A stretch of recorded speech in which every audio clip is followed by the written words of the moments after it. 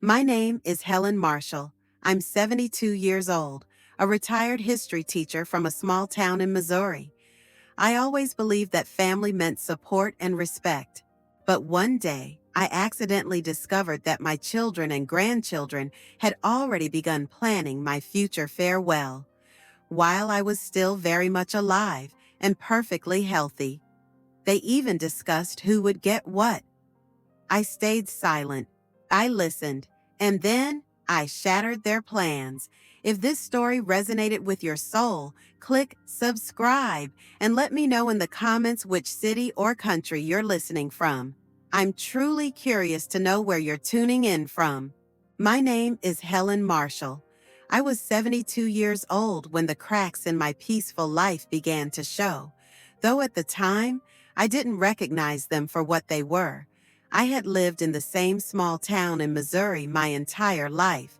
After teaching high school history for nearly 40 years, I had finally retired, trading chalkboards and lesson plans for slow mornings and long afternoons, filled with the kind of quiet that once felt like a distant dream.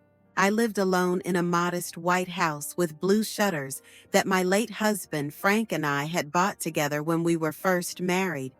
The house had seen decades of laughter, sorrow, celebration, and stillness. The wooden floors creaked under familiar paths.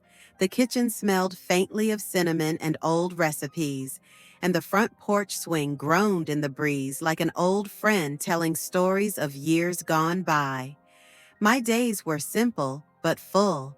I woke up early, just as I had during my teaching years, unable to break the habit of greeting the day before the world truly stirred. I brewed a pot of strong coffee, poured it into my favorite chipped mug, and sat by the window watching the mist lift off the fields behind my house. I spent hours tending my garden, tomatoes, roses, a stubborn patch of lavender that refused to grow straight no matter how carefully I pruned it. On Wednesdays, I volunteered at the library, shelving books and reading aloud to children who listened with wide eyes and restless legs. On Sundays, I attended the small Methodist church down the road, where the pews were filled with familiar faces and the hymns rang out like old promises still kept. My children, Susan and David, lived in the city now, about an hour's drive away. They visited on holidays, called when they remembered. I didn't mind. I told myself it was natural. They had their own lives, careers, mortgages, children of their own. I never wanted to be a burden, never wanted them to feel obligated to spend time with me out of guilt. I cherished the moments we did have, rare as they sometimes were. Susan was a corporate attorney, sharp and driven, her voice always clipped and efficient on the phone, as though squeezing our conversations into the spaces between conference calls. David worked in finance, his days swallowed by numbers and deadlines. They were good children, successful, responsible. I was proud of them. I had raised them to be strong and independent, and they had become exactly that. My grandchildren were another story. Busy, distracted, always in motion. I rarely saw them outside of birthdays and Christmas, and even then, their eyes were often more focused on their phones than on the world around them. I tried not to take it personally. Times were different, people were different. Despite the distance, I believed we were a family stitched together by invisible threads, bound not by proximity, but by love, by history, by the countless small moments that had built a life. I believed that deep down they cared. I lived modestly. My retirement savings were sufficient, carefully managed after years of financial prudence. I owned my home outright, had no debts, no secret worries. I was healthy for my age, arthritis in my hands, yes, and a slight limp on rainy days, but nothing that kept me from tending my roses or baking a batch of cookies when the mood struck. Neighbors often told me how lucky I was, how rare it was to find a woman of my years so self-sufficient, so vibrant. I smiled and thanked them, but inside I knew it wasn't luck. It was a lifetime of discipline, of careful choices, of setting priorities and sticking to them even when the world demanded something else. In the evenings, I would sit on the porch with a blanket draped over my knees, a book resting on my lap, and watch the sun dip behind the trees. The horizon would blaze gold and pink, and for a few precious minutes, the world felt stitched together by something holy. I would close my eyes, breathing in the scent of earth and fading sunlight, and feel at peace. This was the life I had built. Quiet, steady, honest. It never occurred to me that anyone would see it differently. It never crossed my mind that the very people I had loved most, the people I had spent a lifetime nurturing and protecting, might one day see my life not as something sacred, but as something to be managed. At the time, I was blissfully unaware. I still looked forward to their visits, planned little meals in advance, bought their favorite cookies, and made sure the house was warm and inviting. I still believed in the old lessons, that if you gave love, you would receive it in kind. I was wrong, but on those early winter mornings, before the first real betrayal revealed itself, I lived in the sweet, fragile calm of a woman who had done everything right and trusted that rightness would be enough. It was a beautiful lie, and for a while longer, I allowed myself to believe it. It was a crisp Saturday afternoon when I first heard the words that would fracture the world I had so carefully built around myself. The sun was high but thin. The light diffused through the brittle branches of trees that had long since shed their autumn colors. I had been invited to a small birthday gathering for an old friend, Martha, a woman I had known since our children were in kindergarten. It was one of those modest celebrations we older women had learned to cherish, simple, genuine, untouched by the need to impress. Martha's granddaughter had offered to host the party in her suburban home. It was a pleasant enough place, too large for her small family, with an open-concept kitchen that gleamed with stainless steel appliances and spotless marble countertops.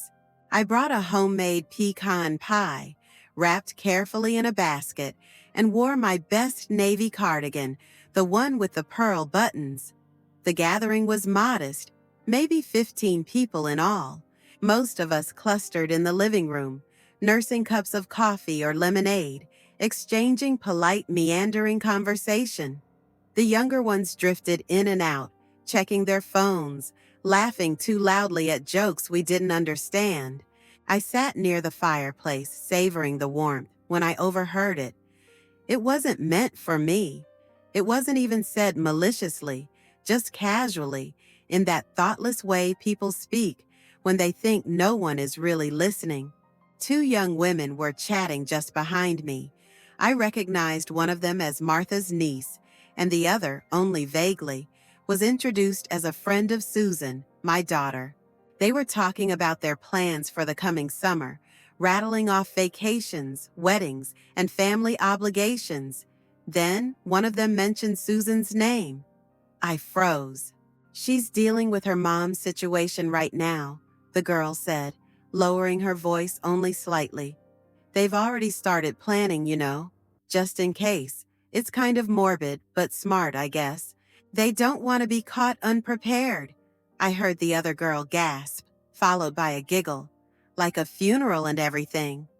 "Yeah," the first one said, laughing under her breath. "Sorting out the will, too, dividing the stuff.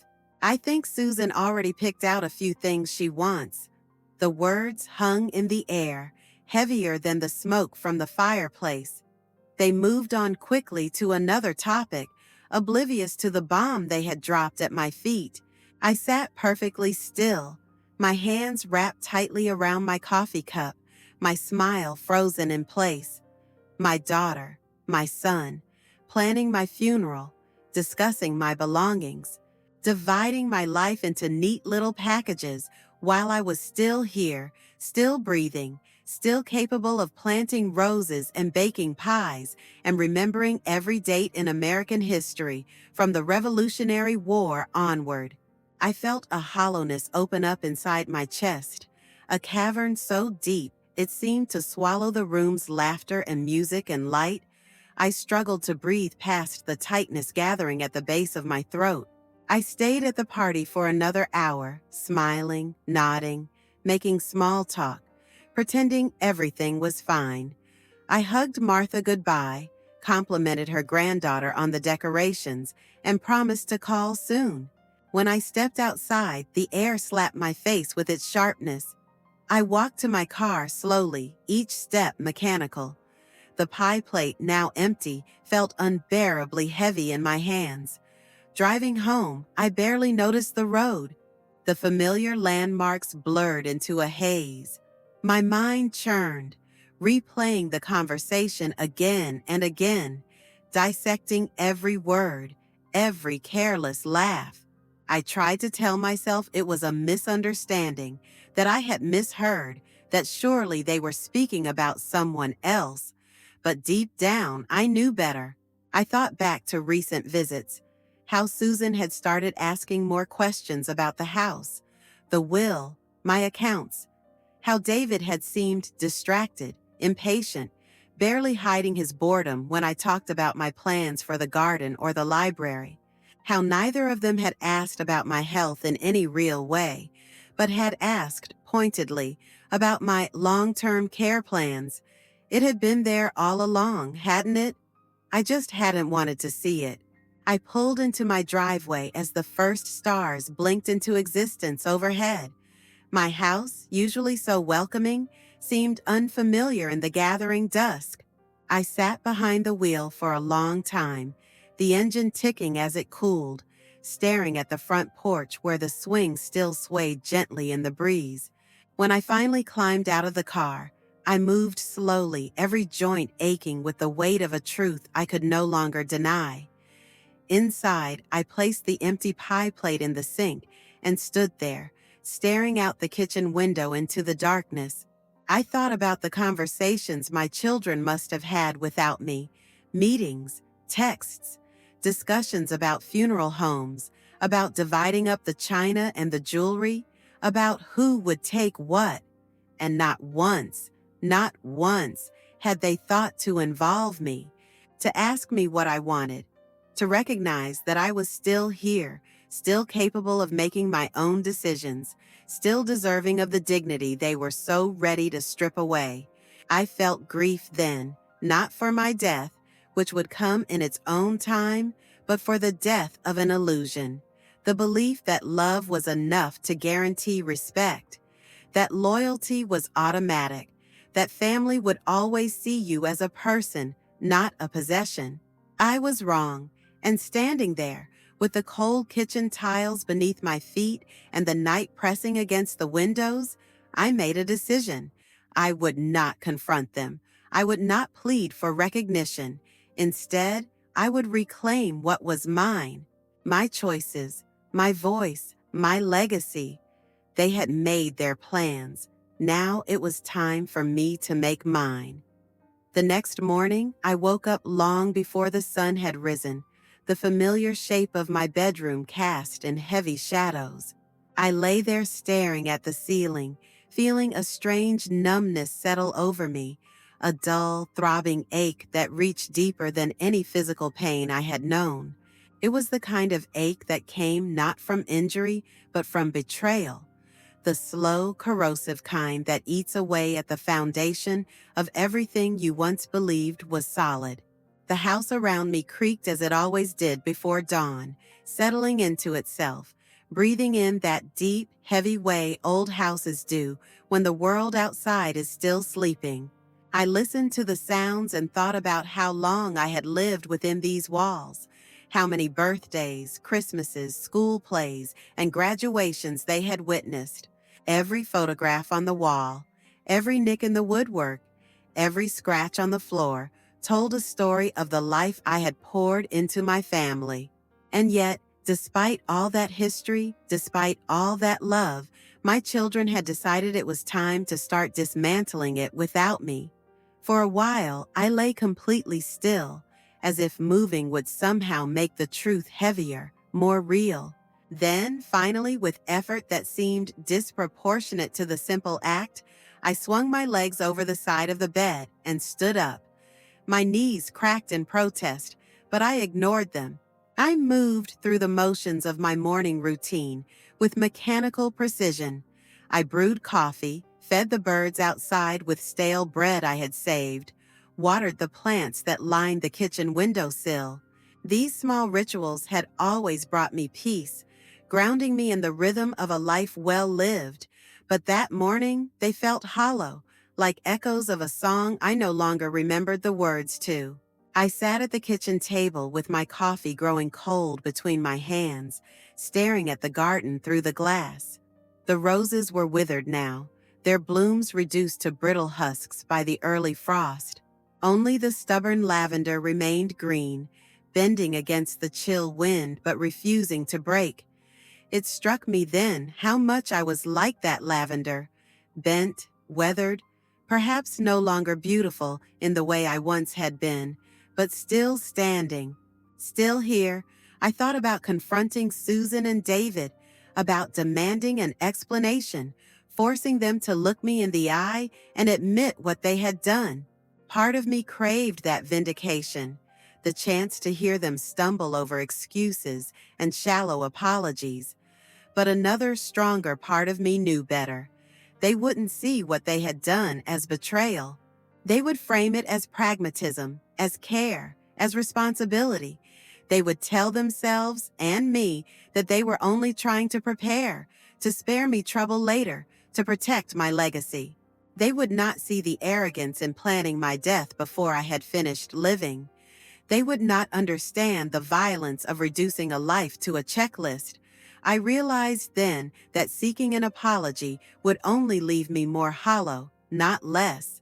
The shock of that understanding sat heavy in my chest, a weight that would not lift no matter how many deep breaths I took. I was on my own in this, and maybe I always had been, in ways I had never allowed myself to see. The sooner I accepted that truth, the sooner I could begin to act from a place of strength, not wounded pride.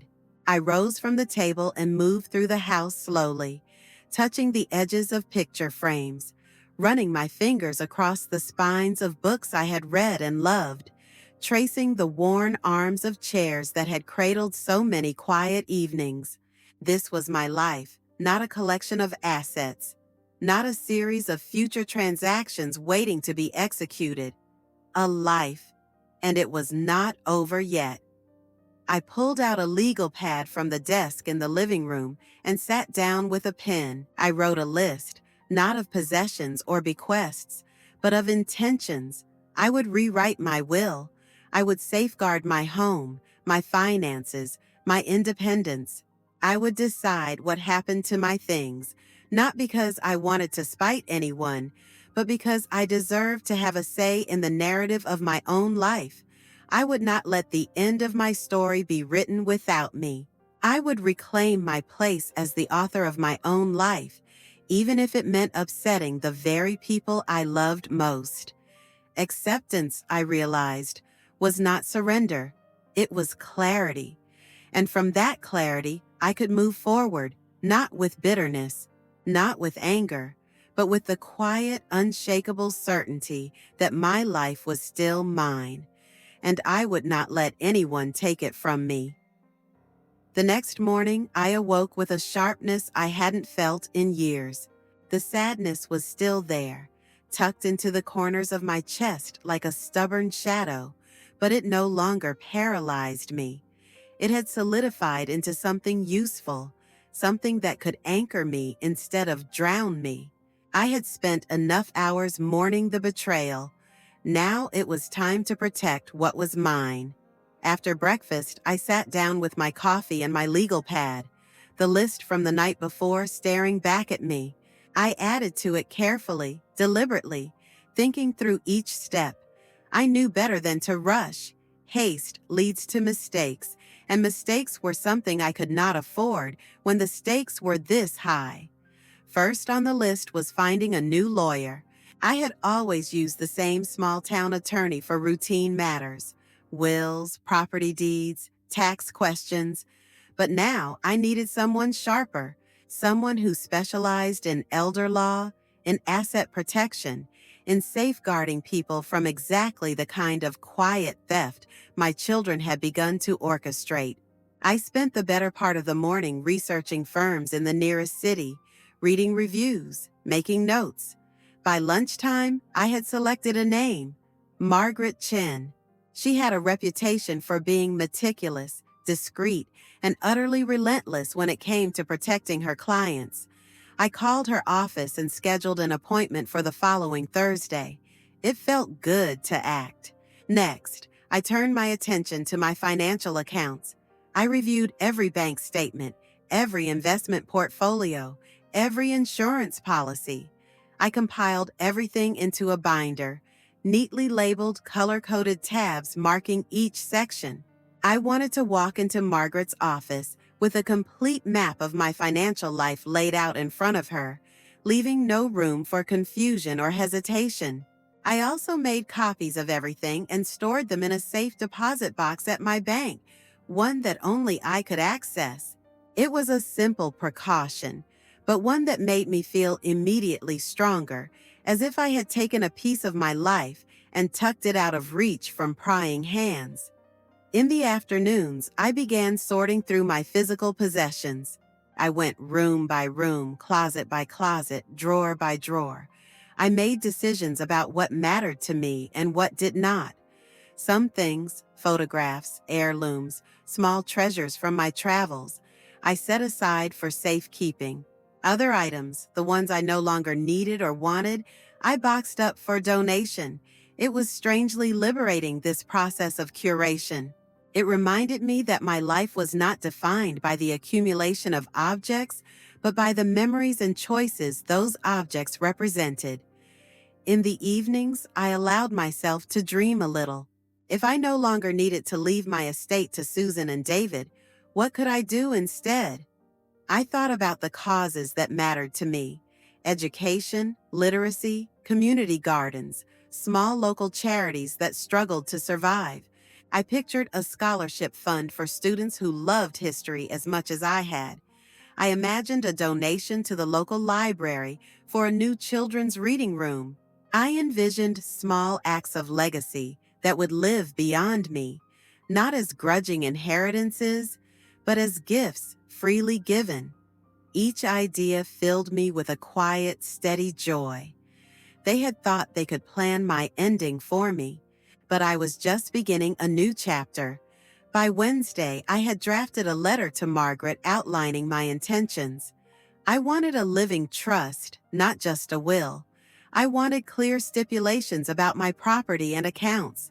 I wanted an independent executor, someone with no personal ties to my family, who would ensure my wishes were honored without interference or manipulation.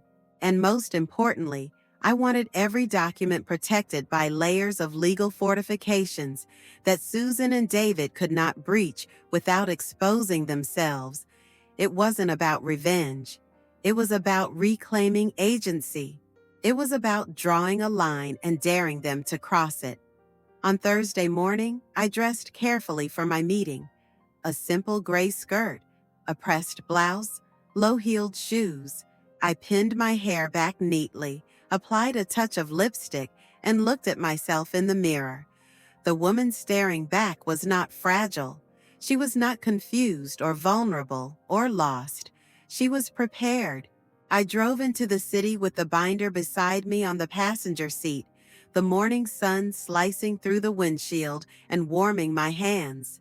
I felt a sense of purpose that vibrated through every nerve, as if my very blood had remembered how to move with intention again. Margaret's office was in a modest building downtown.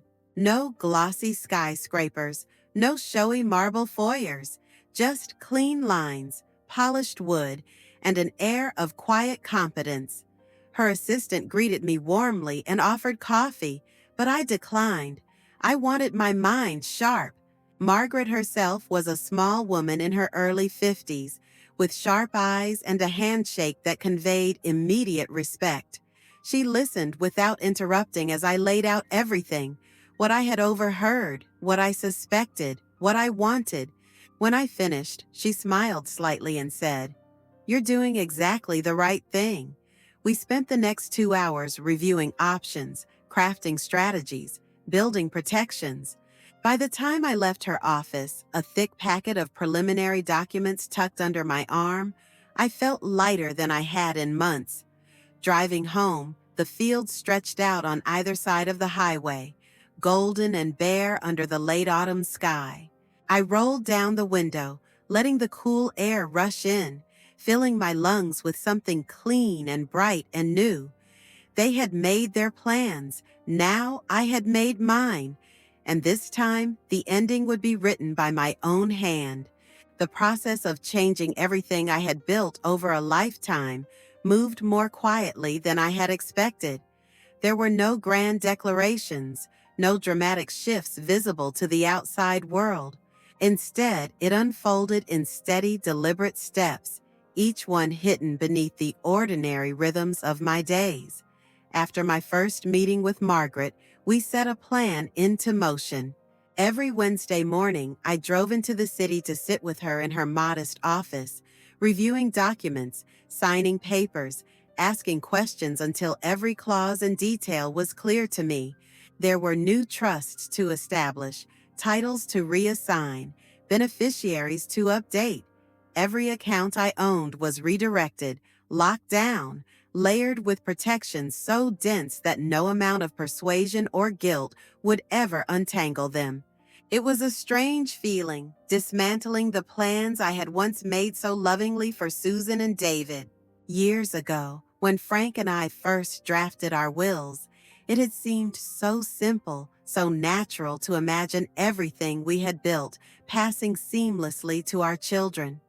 Back then, it had been an act of hope, of trust. Now, each signature, each notarized document was an act of survival. I didn't tell anyone what I was doing. When Susan called, usually rushed between meetings, I answered warmly, keeping my tone light, discussing trivial things, the weather, a recipe I had tried, the progress of my winter garden. When David stopped by one Sunday afternoon, bearing store-bought pastries and a hollow smile, I made coffee and listened as he talked about work, about how busy life was, about how exhausting it all could be. He didn't mention anything about wills or future plans. Neither did I. I let them believe that everything was exactly as it had always been. In truth, it had never been more different. Late at night, after the last cup of tea was finished and the last lamp switched off, I sat at my dining room table with copies of the new documents spread out before me. I read every word, every condition, every safeguard. My home was now held in a living trust with explicit instructions that it could not be sold or mortgaged without the trustee's consent. A trustee who was a professional, a stranger to my children, immune to their charms or tears. My savings accounts were similarly shielded, with clear disbursement instructions that prioritized charitable donations to causes I had long supported but never had the means to impact while raising a family. Scholarships for underprivileged students, grants for rural libraries, endowments for environmental projects in my state. Pieces of my life sent forward into futures that had nothing to do with bloodlines or last names.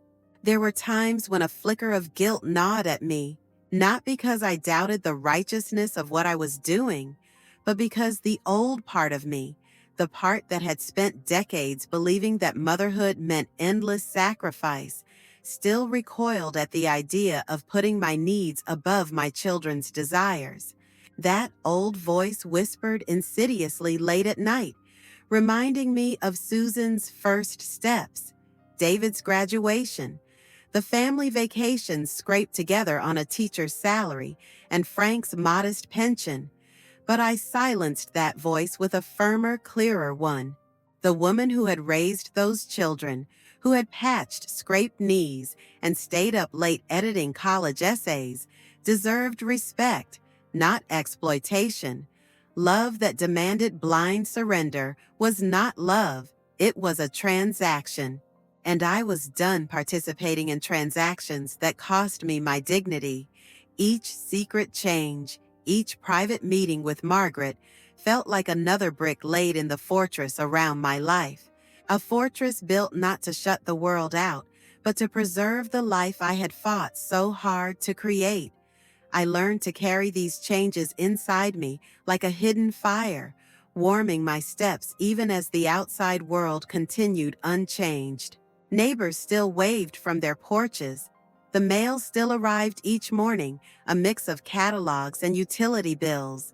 Church services still opened with familiar hymns, and the grocery store still smelled faintly of coffee and bleach. Life went on as it always had, but I was different. I moved through my days with a secret strength, a quiet certainty that no matter what storms might come, no matter what demands or expectations might be laid at my feet, I was no longer vulnerable in the ways that truly mattered. Sometimes I would catch my reflection in a window as I walked through town, a small, unassuming woman with gray hair and kind eyes, and I would smile to myself. Let them see the softness. Let them assume it meant weakness. The real changes were invisible, buried deep where no one could touch them. In late December, as the town prepared for Christmas, Susan called to invite me to a family dinner. I accepted, keeping my voice cheerful, making a mental note to bring my famous apple pie. There would be laughter and small talk and perhaps another subtle inquiry into my plans, framed innocently as concern. I would smile, thank them, and change the subject. They thought they knew everything. They thought they were preparing for my ending, but only I knew the truth. I was preparing for my beginning. The family dinner was scheduled for a Saturday evening, just after the new year. Susan insisted on hosting it at her house, a sprawling suburban home with polished hardwood floors and an open-plan kitchen that always smelled faintly of lemon polish. I agreed to come, bringing my apple pie in the same old ceramic dish I had used for decades. There was a familiarity to the ritual that steadied me as I drove down the highway, past bare winter fields and quiet neighborhoods dusted with frost. When I arrived, the house was already filled with the soft hum of conversation, the clatter of dishes, the occasional burst of laughter. Susan greeted me at the door with a brisk hug, air kissing my cheek before whisking the pie away to the kitchen. David was there too, his smile polite, his eyes a little too calculating when he looked at me.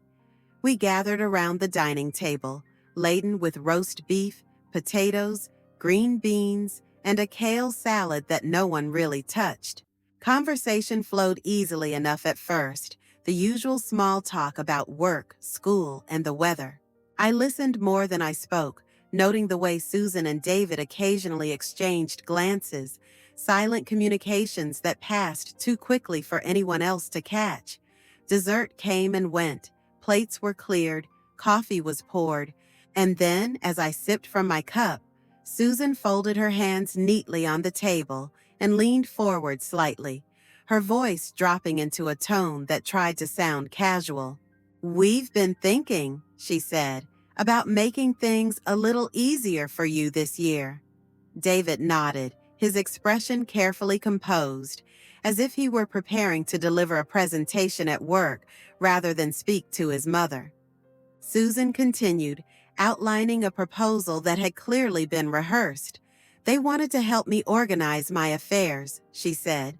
"It was all about preparation, about making sure things were in place." She used words like streamline and simplify, as if my life were a cluttered closet they needed to clean out for my own good. She smiled when she said it, the kind of smile people reserve for children who don't know what's best for them. David chimed in, mentioning that they had already contacted an estate lawyer, someone who could smooth the process and ensure no loose ends.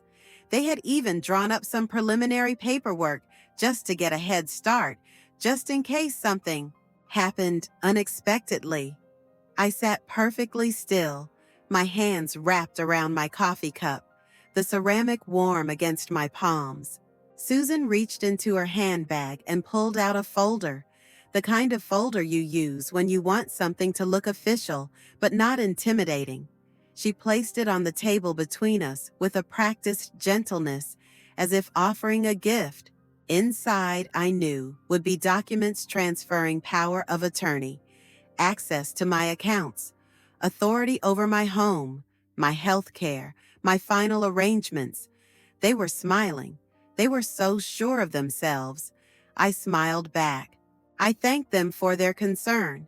I placed my hand on the folder, sliding it closer, pretending to study it while my heart hammered against my ribs.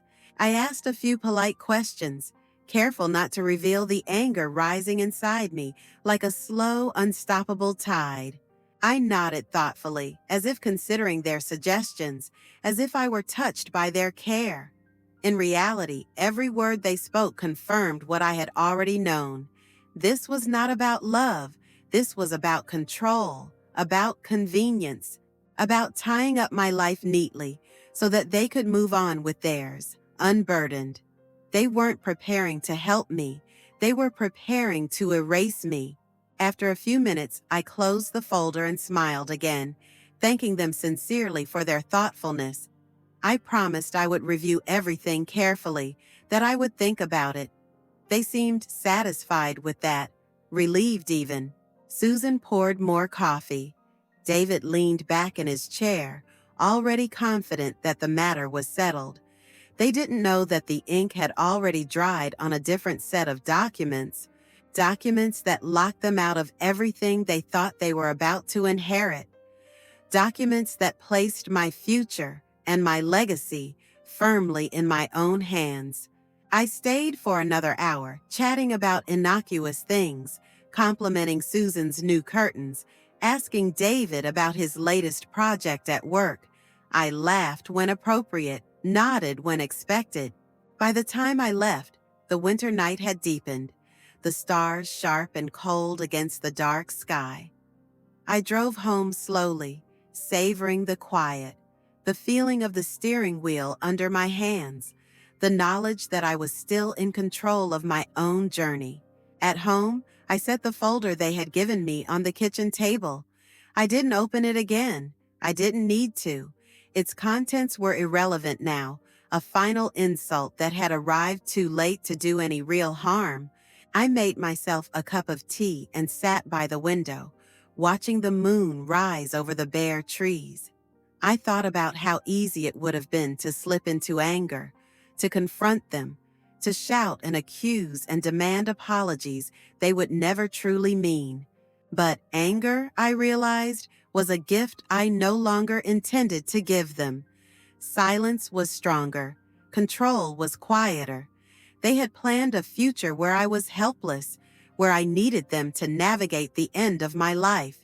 Instead, I had built a future where I remained sovereign, untouchable, free.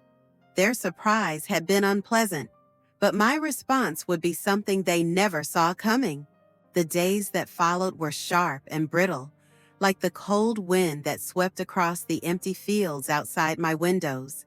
Winter had settled fully into Missouri, the trees stripped bare, their black branches scratching against the pale gray sky, like fingers searching for something lost. I found myself moving through my routines with a clarity that surprised me, a steady resolve that made even the coldest mornings feel somehow manageable. Susan called first. Her voice was bright, overly so, like a woman whistling in the dark. She asked if I had had a chance to look over the documents they had left with me, if I had any questions. I told her I was still considering everything carefully, that such decisions took time. She seemed disappointed but masked it with polite encouragement, telling me there was no rush, that they just wanted what was best. I could almost hear the strain in her voice, the impatience pressing against the edges of her words. David texted later that night. A short message, just checking in. Hope you're well. Let us know if you need anything. I stared at it for a long moment before replying with a simple, thank you. I'm doing fine. The cold wind rattled the windows that night, and I pulled my blanket tighter around my shoulders, feeling the old house sigh and creak against the gusts. I thought about the years I had spent believing that love was a kind of shelter, that family was a place you could return to, no matter how hard the world became. Now I realized love without respect was no shelter at all. It was a leaky roof, a crumbling wall, a door that slammed shut when you needed it most. At church that Sunday, people asked about my family. I smiled and nodded, telling them everything was wonderful, that Susan and David were busy, successful, happy. I didn't mention the folder tucked away in my desk drawer, the new trust documents hidden safely in my safe deposit box. I didn't tell them about the silence that had grown between us, thicker and heavier with each passing day. Some things were too private to lay bare even in the warmth of community. One afternoon, as I sat on the porch bundled in my heavy coat, I watched a pair of children playing in the snow across the street. Their laughter carried easily on the frigid air, unburdened and pure. I closed my eyes for a moment and let the sound wash over me, remembering when my own children had been that small, that joyful, before ambition and disappointment had hardened them into people I barely recognized. It would have been easy to let bitterness take root. It would have been easy to see myself as a victim, to sit in judgment over them from the high perch of my own wounded pride. But I had never been one to choose the easy road. Instead, I focused on the small freedoms I had carved out for myself, the new charities I supported, the letters I had written to organizations that would someday carry pieces of my legacy forward, the books I had begun reading simply because they intrigued me, not because they were practical or approved. The wind grew colder as January dragged on, a relentless, howling presence that battered the house and stripped the last leaves from the stubborn bushes along the fence line. I welcomed it. The cold was honest. It didn't pretend to be warm. It didn't dress itself up in false smiles or empty gestures. It was what it was, and it demanded nothing more than resilience in return. Susan and David tried again the following week. Another phone call, this time from David, more direct. He spoke of timelines, of legalities, of how important it was to secure my future before it became an emergency. I listened without interrupting, my heart steady, my mind clear. When he finished, I thanked him again for his concern and told him I was handling everything according to my own plans. There was a long silence on the other end of the line, a silence heavy with things he wanted to say but knew better than to voice. We ended the call with strained pleasantries, the kind of hollow words that fill the space where real connection used to live. Afterward, I sat by the fire and watched the flames dance, thinking about how little it took for relationships to change, how quickly trust could be eroded by fear and selfishness. The cold wind howled outside, pushing against the windows, rattling the old door frames. I let it howl. I wasn't afraid of it anymore. I knew who I was. I knew what I had built. And no matter how the world outside battered against the walls of my life, I had fortified myself from within. They could plan all they wanted. They could push and prod and plead. But I had already made my choice. And that choice was final, as unyielding as the winter wind. February arrived with a brittle kind of beauty, the kind where the sky stayed pale all day and the earth seemed to sleep under a thin crust of frost. I moved through those quiet weeks with a sense of finality I had never known before, a certainty that no matter how the world around me shifted, my course was set. The final documents were delivered to my house in a thick envelope with Margaret's firm's return address printed neatly in the corner. I opened it carefully, my hand steady, and spread the papers out across the dining room table. Each page bore the mark of my decisions, each clause a reminder that my life, my future, my legacy belonged to me and me alone. I signed the final forms with the same pen I had used to sign my first teaching contract decades earlier. Somehow it felt fitting, as if one era of my life was reaching back to shake the hand of the woman I had become. When I finished, I sealed the documents, placed them in the safe, and sat back in my chair, letting out a breath that felt as though it had been trapped in my chest for months. The house around me stood silent and strong, the walls thick with memories, the floors worn but faithful beneath my feet. I loved this house, not because of its monetary value or its size, but because of the life it had contained. Frank's laughter in the kitchen, Susan and David's muddy footprints across the hallway after soccer games, the scent of holiday dinners that had once drawn everyone home. Even now, with the cold outside and the distance inside my own family, the house felt alive, loyal in a way people sometimes forgot how to be. I spent my days as I pleased, unconcerned with expectations or guilt. I read long novels by the fire, baked bread that filled the rooms with warmth, walked slowly through my garden, imagining how it would bloom in the spring. I sent anonymous donations to the town library, the women's shelter, the community food bank, small acts of kindness, deliberate and private. Susan and David continued to call occasionally, their voices threaded with false cheer, careful not to press too hard. They were waiting, I realized, still holding on to the belief that I would eventually fall back into old habits, that I would forget the cold wind that had taught me who I truly was. But I remembered. I remembered the folder placed between us on Susan's table, the smiles that had not reached their eyes, the plans whispered without my knowledge or consent, and I remembered the moment I chose to draw a line they could no longer cross. The invitations came for Easter, another family gathering, another chance to perform the roles we all knew by heart. I sent my regrets politely, citing health, though it was not sickness but clarity that kept me away. I spent that Sunday morning walking the trails behind my house, the frozen earth beginning to thaw, small shoots of green breaking through the ground. Life persisted, not in the ways I had once imagined, not through the neat continuation of bloodlines and heirlooms, but through stubborn, quiet growth, through the choice to live on my own terms, with my head high and my heart intact.